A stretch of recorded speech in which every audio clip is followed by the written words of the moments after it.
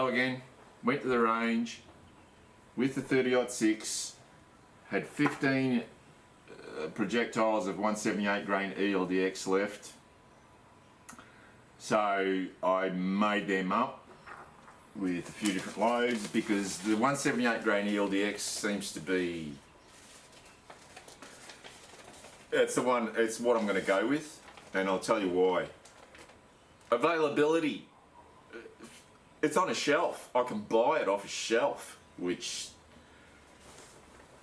yeah, you know what, I couldn't, yeah. I went to 3 different gun shops in Townsville, and none of them had 108 grain, 6mm, none of them had 6mm projectiles that were above 90 grains. Like, quite literally, everything above 90 grains was sold out.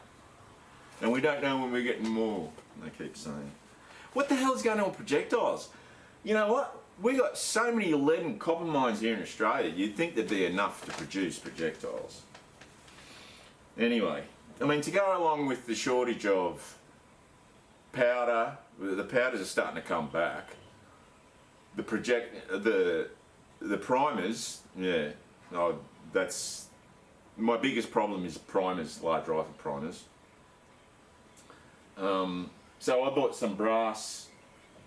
I bought some brass for another caliber for a rifle that I'll tell you about later. Yeah, another one. And I had serious trouble getting brass for it. And everybody makes brass for it, but nobody's got any. I'll tell you, I won't tell you what caliber it is, I'll surprise you with that one. So anyway, 178 grain ELDXs, 15 of them, using AR2209, which is Hodgdon 4350. So I started off, because I only had 15 rounds, I did 5 3-shot groups with 5 different charge weights. So 52 grains, I got 3-shot, I got 1.1. Again, I have to reiterate that, pardon me, the reticle on this is very, very chunky. It's a proper hunting reticle. This is their budget scope, even though it's a Leopold. Leopold is better, a budget Leopold is better than the high end of most of the other scopes. You know, even some of the ones that you think are, you know, are hitting a bit. Yeah, like really. So it's amazing to shoot an inch or less with this gun to start with, just full stop, but with that scope as well, it's not conducive to accurate precision. It's not conducive to precision shooting. It's a hunting reticle. Yeah, 53 grains, 1.9. So went from 1.1 to 1.9, then blew out. I don't know what happened here. 54 grains. No idea. I really don't know what happened. Yeah. Inexplicable. Because everything else is hovering around the 1 inch, you know.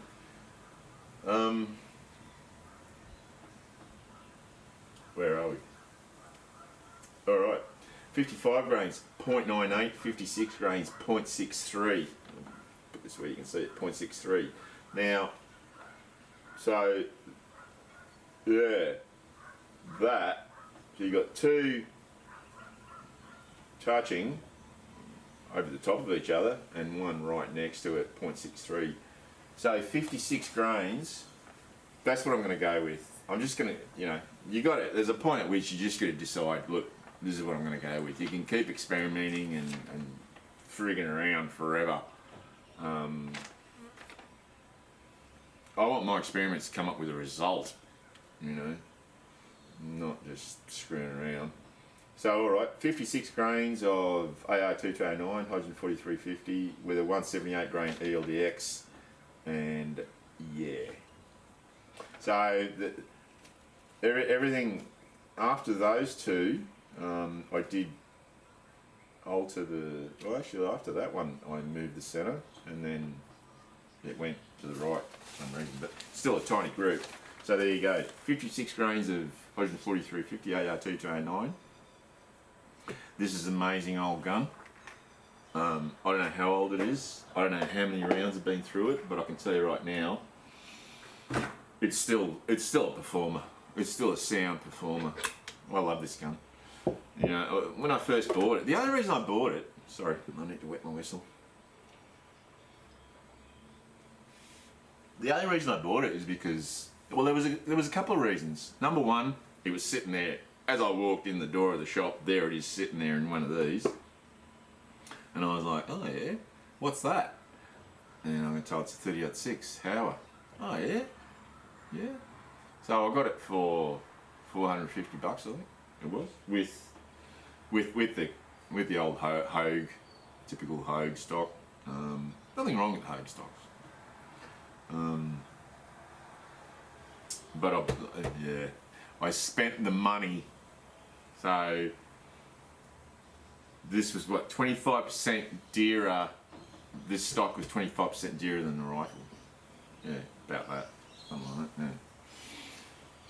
But it was $200 off. This stock was $200 off. It was on special, and it's like had to get it, so I did. Yeah, amazing rifle. So this, I'll tell you what's going to happen.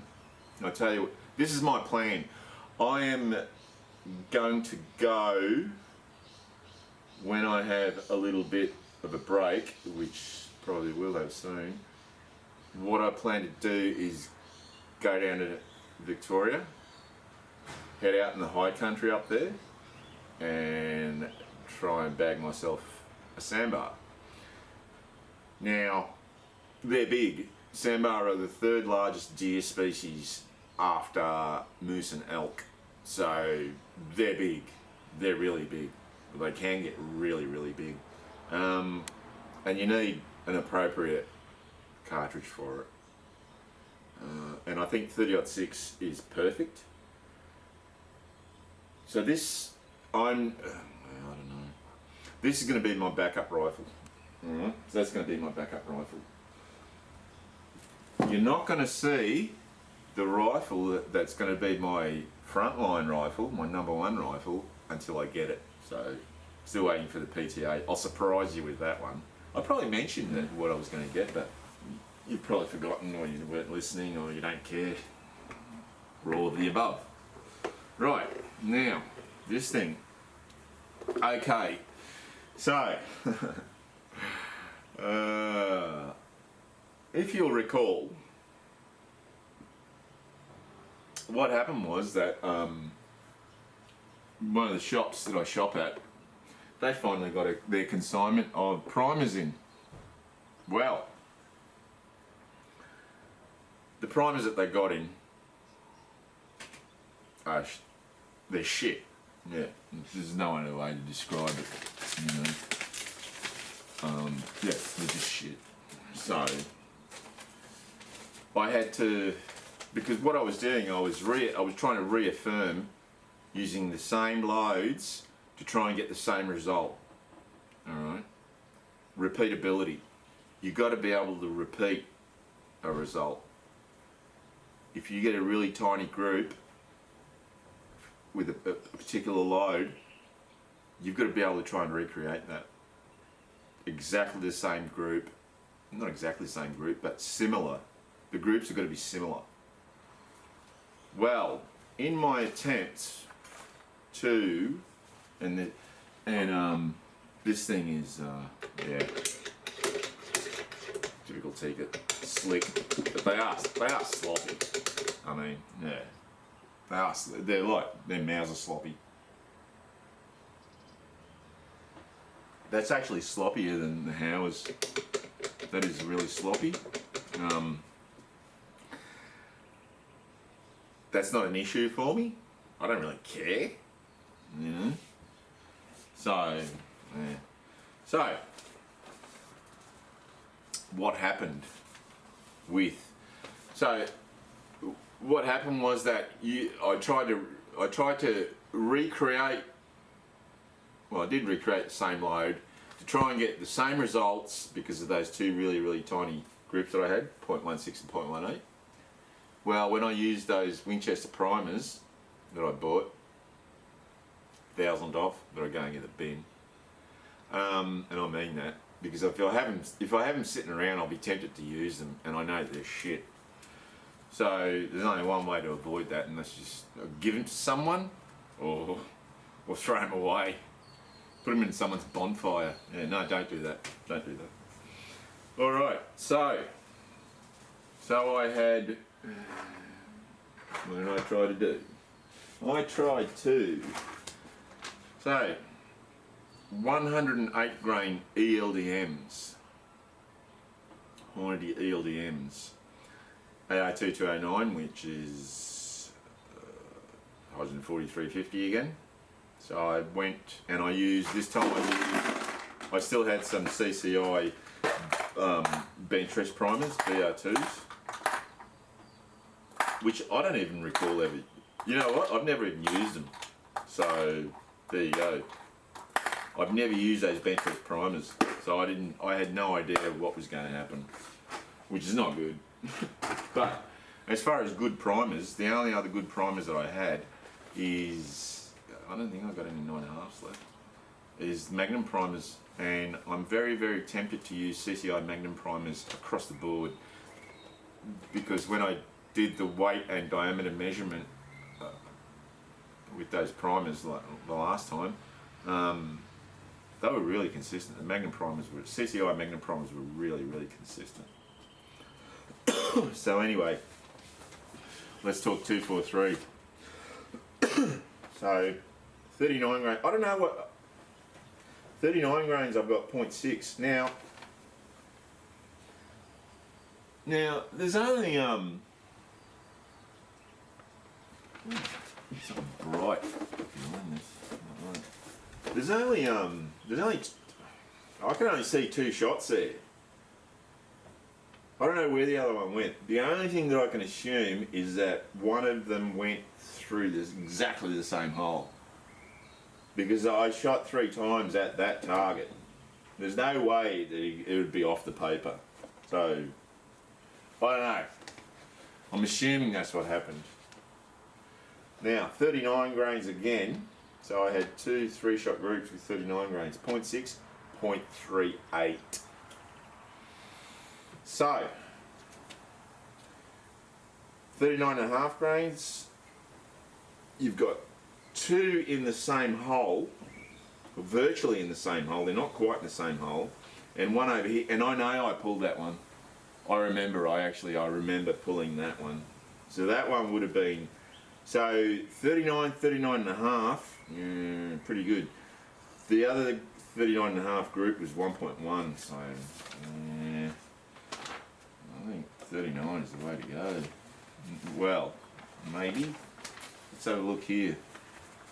Then 40 grains, 0.7. 40 grains again, but 1.7.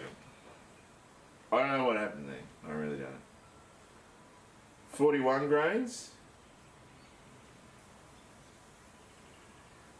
0.8. 41 grains, 0.95. So,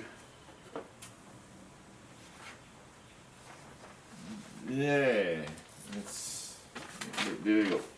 And then 41.5 grains, 0.83, 41.5 grains, 1. So, with the exception of that thing, 1.7, and yeah, with the exception of one group, everything is an inch or under. Yeah. Compared to that rubbish that occurred last time, which was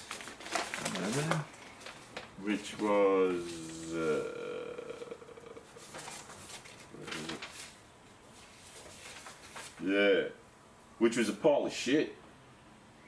I mean, it was all over the place. It was just so inconsistent, you know. 41.5, yeah, did well. 39.5, 39, yeah. So what that tells me is, yeah, you're looking at 39 grains. I think 39 grains, yeah.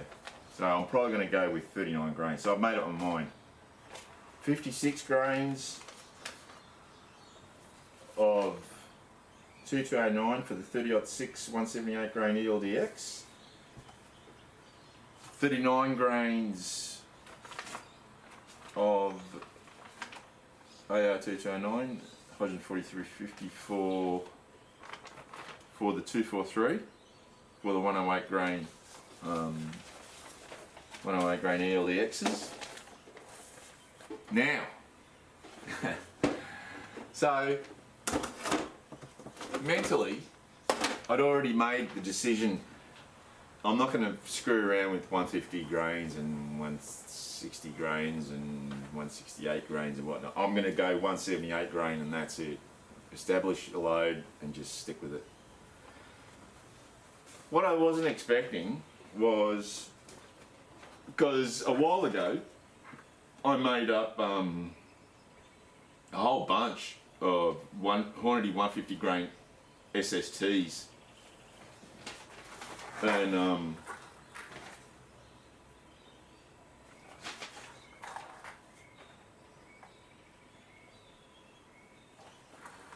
yeah,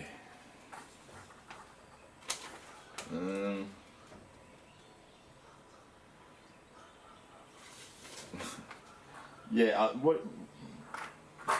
What do you do when you got? So the with the lighter projectiles, the 30-06, I wasn't sure if if I was wasting my time.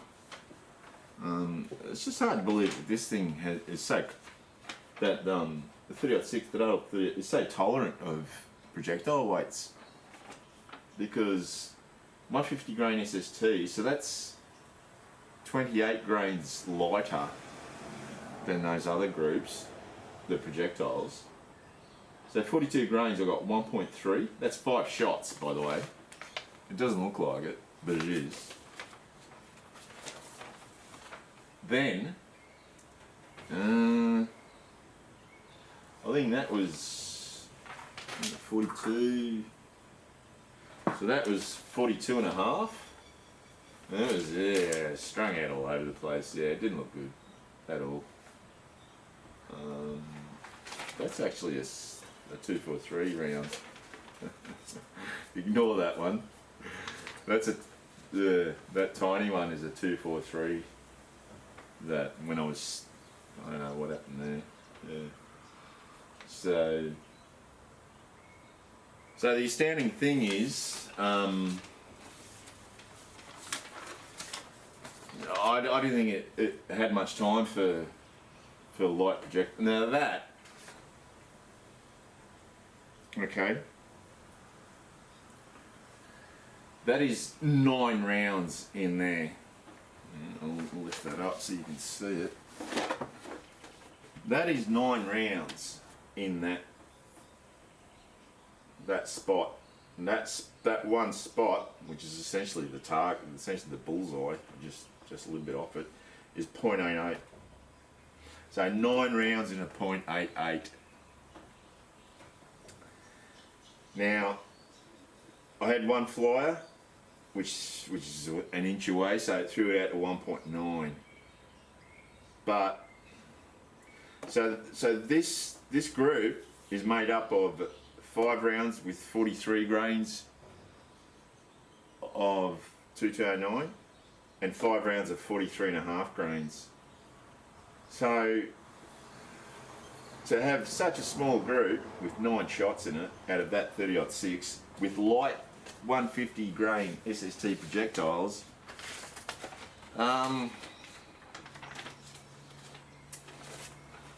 you know, you're looking at that and you go, yeah, all right, what do I do there? Do I go 150 grain as a standard or what?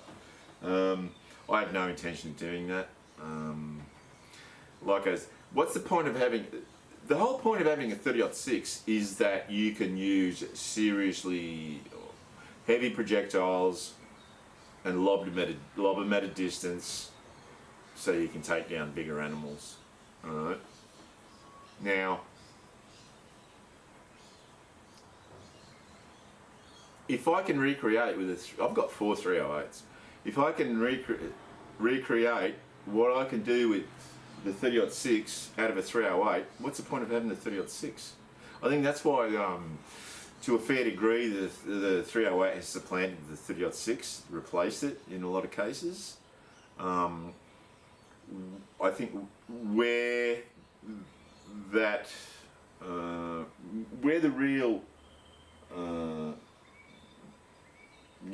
niche for the 30-06 is when you need to use heavier projectiles. So 168 plus.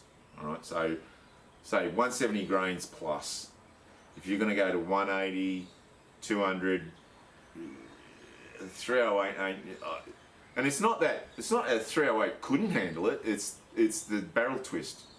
All right. So if your barrel twist is really fast, meaning a lot of turns in a short, then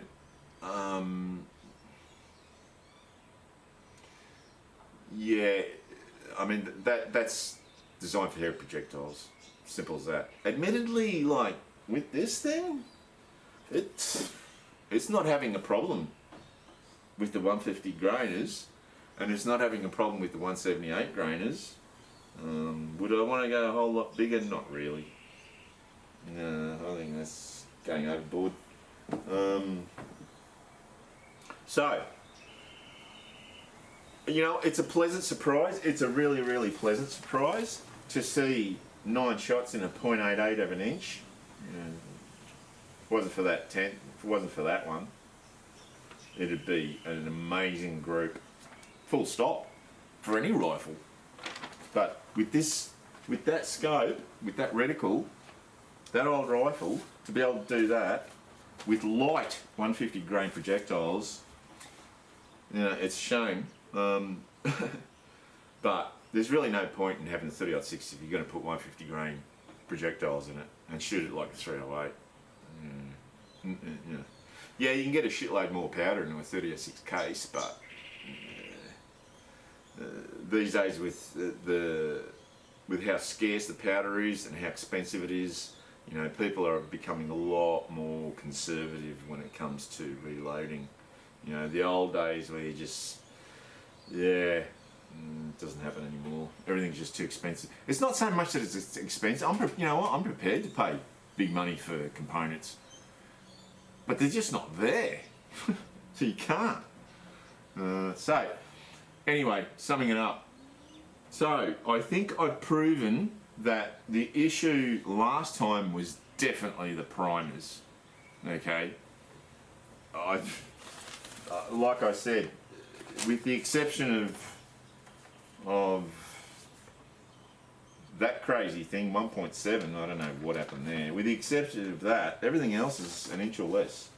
So, and I can't say that about the last time. So there's no doubt that those primers are rubbish. Now, where to next? Well, I'll tell you where to next. Where to next is, you know, I thought my biggest problem was going to be getting primers, but what I'm going to do is I'm going to use the Magnum primers because they're extremely, extremely consistent, and I've got a lot. I've got over 1,000 of them now. So that problem is alleviated, but there's another problem, and that is that now I got no projectiles. You know, it's like, what? Are you effing serious?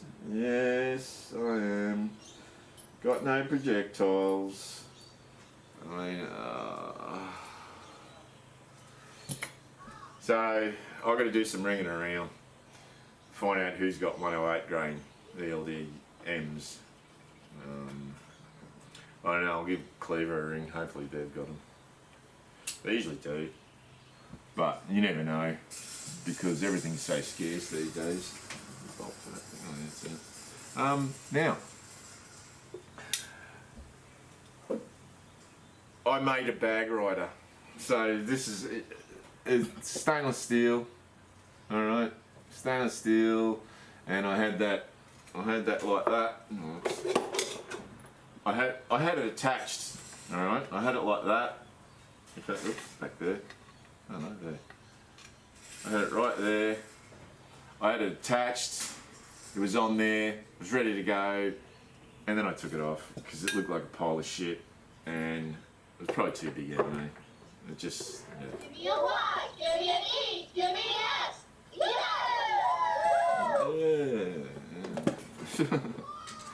Yeah, it looked crap, so I took it off. I need to get a proper bag. Set up some proper bag rider. Yeah, not that piece of rubbish. So I've got to get some 108 grain ELDM projectiles. Hopefully, I don't know. Hopefully I'll have my gun, my new gun. When I got to go to work for just a few days on Monday, and then hopefully when I come back, my PTO will be through. Hopefully it's a quick one. Fingers crossed. It's a really nice rifle too. Yeah. You know, and I was actually saying to someone about a week ago, because I bought it yesterday. I was saying to someone about a week ago, you know, I really want to get this caliber to do this, and he said, oh yeah, you know. And then, you know, I was at the gun shop and I said, oh, you know, what's the availability? He said, yeah, we can get that, no problems. They've got them in stock. Okay, sweet. And then yesterday I walk in, anyway, last week I walked into the gun shop, and there it is. Well, no, actually it wasn't. It was in the rack. It was in the rack. I walked in the gun shop and I was having to poke around because I always have a look at what they've got in the racks because it changes all the time. And there it is sitting in the rack, and it was second hand, and I was like, oh man, you know. But the price, so I beat him down by $150, but the price was, yeah, pretty hard to beat. Pretty hard to beat, and it looked in really good condition. I'm hoping the barrel isn't shot out because, yeah, hoping. But anyway, you're gonna get to see that one. So I'll tell you what it is. It's a 300 Winchester short mag in a it's a Tikka T3X stainless super light. Yeah, and yeah, and it's got this. So someone's put a replacement bolt handle in it. It's got this same one that I've got in it. I think it's a different brand, but it looks very similar. What else has it got? It's got the shitty old Tikka stock. So, yeah. I was online having a look for replacement Tikka stocks. Man, aside from one of these things, there's not a whole lot. You know, there's really not a whole lot available. I was actually at a shop straight after I left the range. I went to another. There's three shops, but this other third shop I don't really deal with much, and there's a reason. I went in there and they got, yeah. I think he deals mostly with hunters, like professional hunters and pest controllers, because he had a whole shitload of rabbit traps, new rabbit traps and shit on the wall. That was a waste of time. But he had two Tikka stocks, Boyd's. He had two Boyd's Tikka stocks. You know what? If they had been hunter stocks or at one, a hunter or an at one, I would have grabbed it. But he had two thumbhole stocks. I mean,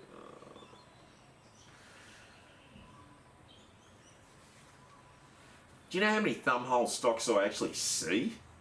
Like, at the range? Not many. In fact, none.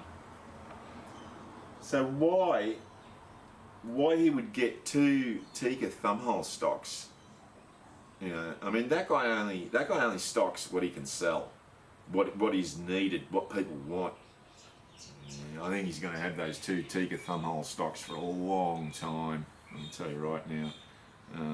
You probably got them really cheap because no one's buying them. All right, so enough rambling. So I just got to go and get some more projectiles. Yeah, I'm happy. My biggest fear was that I would make these 243 rounds again with good primers, and the results would be a pile of shit. And then I'd just be scratching my head going, what the hell is going on? And I'd have to start from scratch again, like literally. So, good. I think I've been able to prove that, yeah, those primers are rubbish. So I'm not going to use those primers at all. I don't care how desperate I get. I'll use the Magnum primers before I use those Winchester primers. They're rubbish. As soon as I opened the box on them, I had a look and it was like, wow, these things are really tarnished. Really tarnished. Not good. So, and I told them, I was at the gun shop and I said, have you had any reports on these things? And, no, well, I only had them for a few days, so we haven't really had. I said, well, I'm throwing mine. I said to, I just came out and said to him, I bought a box of 1,000 off you. I'm throwing them in the bin. And he just looked at me and he said, what? And I said, mate, they're rubbish. And he said, really? I said, yeah. But what do you do when you're desperate? You're desperate, and you know, if you're just making plinking rounds or you just don't give a shit, yeah, it doesn't matter. But I do give a shit, and it does matter. So anyway, enough rambling. I don't know when I'll be back to. Oh yeah, I'll be back in a sec. I'll show you something. Okay, so this is a stock off a Spanish cavalry carbine. Now, the issue that was with it is, I don't know if you'll see that crack line, alright, and also you won't be able to see that thing there in between the trigger and the mag, that piece of wood there, that's cracked, split. So originally someone had done this repair, that one there, but it's in the wrong spot, unless the crack was up top and then it spread down the bottom. I don't know. So what I've done is I've put another one to solve the crack there. I'll put another bolt through there. All right. So it's just 4mm all thread with nuts, and yeah, you just do it up. Probably gonna have to grind that down a bit, and then you just plug them up with wood. You shape a dowel, knock it in, saw it off, and then just smooth it off, and I'll stain it, and then I'll broil it. The reason why I haven't done anything with this is because I actually had another, I had a Swedish Mauser M38 stock that I got off Scotty from who I see at the range, and that was a weird stock. That had been extended, so I don't know if something had been broken off and then someone repaired it or what, I don't know. But the glue was like still soft and weird. So I've got it in that stock, but it looks shit. It doesn't look right. This is the stock it's meant to be in, and so as soon as I fix this up, I'll have it back in there. I just want to show you actually what it looks like and what I've had to go through to repair it. So that's a sling loop that goes there, and there's actually a nail that gets driven in there that holds it. It's a really weird affair, and I made a bit of a mess, but I had to take it out. So anyway, that's a project. Get some projectiles for this as a project. Make up some 56 grains of hydrogen 4350 AR2 to A9 with 178 grain ELDXs, which I have got more of now for this, and that's going to keep me busy for a while. And then I'll get the new rifle whenever that comes. So I'm not sure when I'm going to report back to you. Until then, see you later.